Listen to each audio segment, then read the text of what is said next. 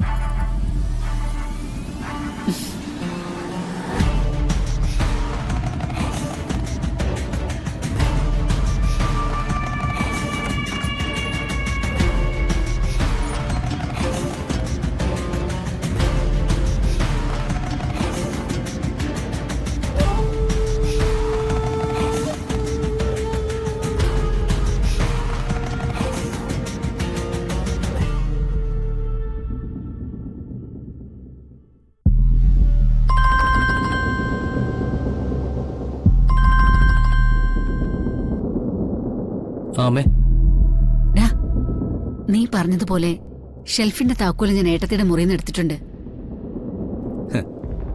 ഞാൻ പറഞ്ഞില്ലേ അമ്മ വിചാരിച്ചത് നടക്കൂന്ന്. പക്ഷേ ഒരുപാട് നേരം എനിക്കിത് കൈവയ്ക്കാൻ പറ്റില്ല.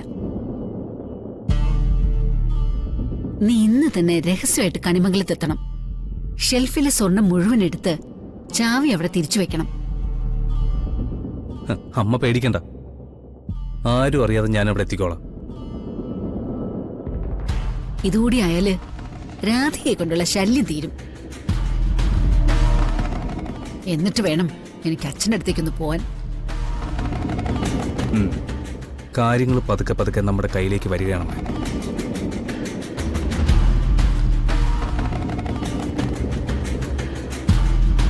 നമ്മൾ കാത്തിരുന്നൊന്നും വെറുതെ ആവില്ല. ശരി, എന്നാ നീ ഫോൺ വെച്ചോ.